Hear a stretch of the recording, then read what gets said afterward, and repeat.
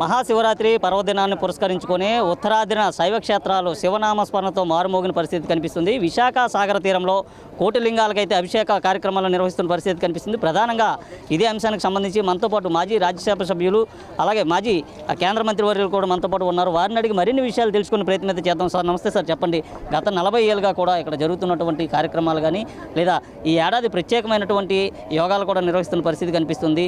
ప్రయాగరాజు నుంచి కూడా అది గంగా జలాన్ని తీసుకొచ్చి అభిషేకిస్తున్న పరిస్థితి కనిపిస్తుంది. దీన్ని ఏ విధంగా చూసుకొచ్చాం? ఒకటే 40 సంవత్సరాలు ఏకధాటిగా ఒక ప్రాంతంలో ఒక జిల్లాలో సముద్ర తీరాన ఇదే స్పాట్లో కోటి శివలింగాలు ప్రతిష్ఠ చేసి ప్రజల చేత అభిషేకం చేయించడం ఇది అపూర్వం, అసంభవం. అది ఈశ్వర కటాక్షంతో జరుగుతుంది. శివనామ స్మరణతో పూర్తిగా మారుమోగిన పరిస్థితి కనిపిస్తుంది. టోటల్గా ఉత్తరాంధ్ర అంతా కూడా ఉత్తరాంధ్రకు సంబంధించినటువంటి ప్రాంతాల్లో మొత్తం ఉత్తరాంధ్ర వాళ్ళు ఎంతో భక్తి భావంతో మొత్తం 3-4 జిల్లాల నుంచి కూడా మొత్తం దాదాపు 1,00,000 మంది దాకా వచ్చేటువంటి ఏర్పాట్లు వాళ్ళే బస్సులు వేసుకొని వస్తున్నారు. సాయంకాలం ఇక్కడ ఇంకా అద్భుతంగా తిరునాళ్ళగా చాలా ఇదిగా ఉంటుంది. తర్వాత దృశ్య కావ్యమైన ఒక కార్యక్రమం ఆయన గుమ్మడి గోపాలకృష్ణ ఏర్పాటు చేశారు. అద్భుతంగా 3 గంటల సేపు ఈశ్వరు శివలింగ ఉద్భవించడం ఎలా ఉంది, తల్లి పార్వతీ కళ్యాణం ఎలా జరిగింది, దక్షయజ్ఞం, ఇవన్నీ కూడా కార్యక్రమం. దాంట్లో దృశ్య కావ్యం అంటే సంగీతం, నాట్యం, పద్యాలు అన్నీ ఉంటాయి దాంట్లో. కంప్లీట్ నృత్యాలు అన్నీ కలిపి కార్యక్రమం ఆయన ఏర్పాటు చేశాడు. ఆయన ఈ ఏడాది కూడా శివరాత్రి అనేసరికి విశాఖ సాగర తీరం అంతా కూడా సందడి వాతావరణంతో నెలకొన్న పరిస్థితి కనిపిస్తుంది. ఈ ప్రాంతంలో కోటిలింగాలకి అభిషేకం, ఇక్కడ ఒక లింగానికి మాత్రమే అభిషేకం చేస్తున్నప్పటికీ కోటిలింగాలకి వెళ్తున్నటువంటి పరిస్థితి కనిపిస్తుంది. దీన్ని ఏ విధంగా చూసుకోవచ్చు? అసలు కదా ఇక్కడ నీళ్లు పోస్తే పైపులు పెట్టాం, ఇక్కడి నుంచి నేరుగా కోటిలింగాలకు పైకి పోతుంది. ఇది టెక్నాలజీ బ్రహ్మాండంగా. సో ఏది ఏమైనా ప్రజలు డైరెక్ట్గా అభిషేకం చేయడం అరుదు. మామూలుగా మీరు కోవిల్కి పోతే మీరు బయట ఉంటారు, పూజారి లోపల వేస్తాడు. ఇక్కడ నేను ప్రజలతో నేరుగా వేయిస్తున్నాను. అది విశేషం. అంటే అందరికి పుణ్యం పంచి పెడుతున్నాం. 45 ఏళ్ళకు ఒకసారి వచ్చేటటువంటి మహాకుంభమేళ, ఈ కుంభమేళతో పాటుగా అక్కడ ఉన్నటువంటి జలాశయాన్ని అయితే ఇక్కడ తీసుకురావడం జరిగింది. దాన్ని ఇక్కడైతే అభిషేకించడం జరుగుతుంది. అదే అదృష్టం. అది అక్కడ ఆ కుంభమేళ, ఈరోజు ఇక్కడ మహాశివరాత్రి, ఇక్కడ కుంభమేళ, ఇక్కడ మేళా కాదు కుంభాభిషేకం, ఇవన్నీ కూడా కలిసి వచ్చినాయి. అందులో ప్రజలు ఎంతో సంతోషంగా బ్రహ్మాండంగా రాత్రి అంతా కూడా ఏర్పాటు చేసాం కార్యక్రమానికి. పొద్దున్న 6 గంటల వరకు కూడా ప్రజలు అభిషేకం చేస్తారు, కార్యక్రమాలు వింటారు. అన్నీ ప్రతి ఏటా నిర్వహించేటటువంటి ఈ యొక్క కార్యక్రమానికి ఎన్ని లక్షల మంది వచ్చే అవకాశం ఉంది?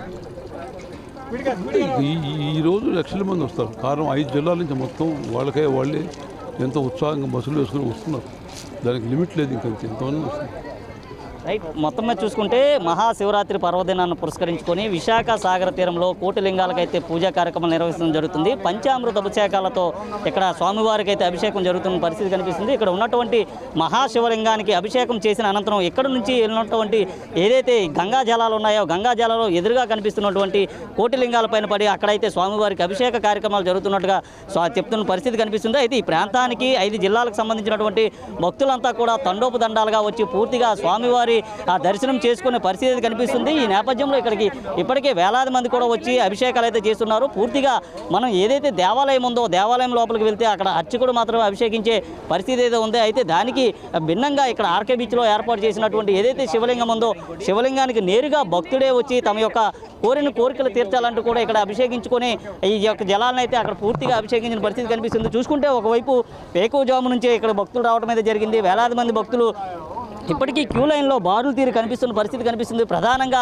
ఇక్కడ ఉన్నటువంటి ఏదైతే కోటిలింగాలు ఉన్నాయో కోటిలింగాలకు కూడా ఒకేసారి అభిషేకించేటటువంటి మహత్తర కార్యక్రమానికి అయితే ఇక్కడ దృక్పథం ఇక్కడ పునాది అయితే వేయడం జరిగింది. గత 40 ఏళ్ళుగా కూడా ఇక్కడ జరుగుతున్నటువంటి ఈ యొక్క కార్యక్రమాన్ని తిలకించేందుకు కూడా పెద్ద ఎత్తున అయితే భక్తులు వస్తున్న పరిస్థితి కనిపిస్తుంది. అయితే ప్రధానంగా ఏదైతే ఈ శివలింగం ఉందో ఈ శివలింగం వద్ద అభిషేకం నేరుగా భక్తులే చేస్తున్న పరిస్థితి కనిపిస్తుంది. అభిషేకం చేసిన అనంతరం కూడా ఇక్కడ నుంచి జలధారలు వెళ్ళి కోటిలింగాలకి ఒకేసారి అభిషేకం అయితే చేయడం జరుగుతుంది. అయితే గత ఏడాదితో పోల్చుకుంటే ఈ ఏడాది మరింత మంది భక్తులు ఎక్కువగా వచ్చే అవకాశం ఉన్నట్లు కూడా ఇక్కడ ఉన్నటువంటి నిర్వాహకులు అయితే చెప్తున్నారు. అయితే శుభరామరెడ్డి చేతుల మీదుగా జరుగుతున్నటువంటి ఈ యొక్క కార్యక్రమాన్ని తిలకించేందుకు పెద్ద ఎత్తున భక్తులు రావడంతో పాటు సాయంత్రం సమయంలో ఇక్కడ ఏర్పాటు చేసేటటువంటి వివిధ కార్యక్రమాలు భక్తులందరినీ కూడా అలరించినట్లుగా అయితే ఇక్కడ ఉన్నటువంటి నిర్వాహకులు అయితే చెప్తున్న పరిస్థితి కనిపిస్తుంది.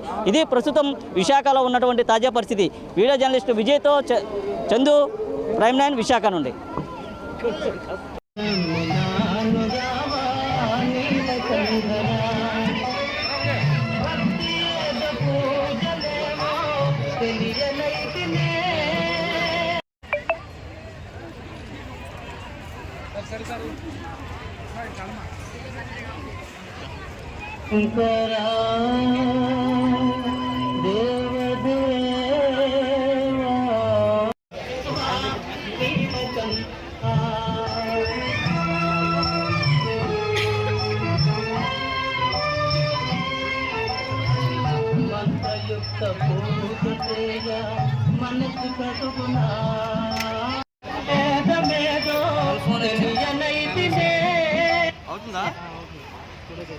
Gummy Vitamin C Serum. Try now at ₹99 only.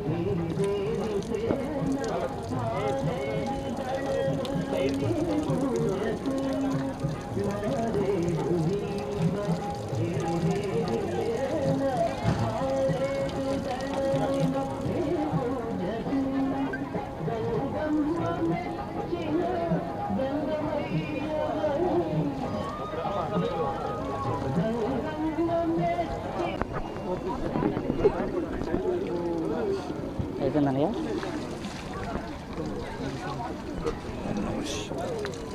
రావాలండి. ఓం నమ శివాయ చెప్తారు. బాటిల్ మీదేనా?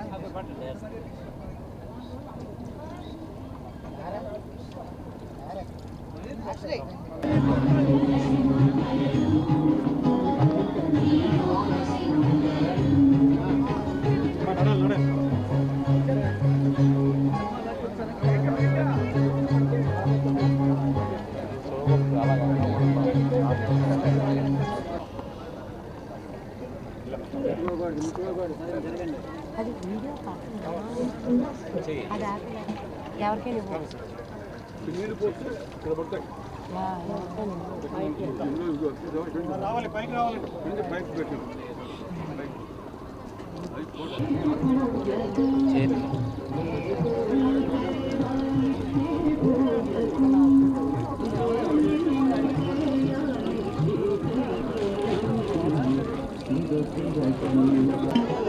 మీరు రావాలి.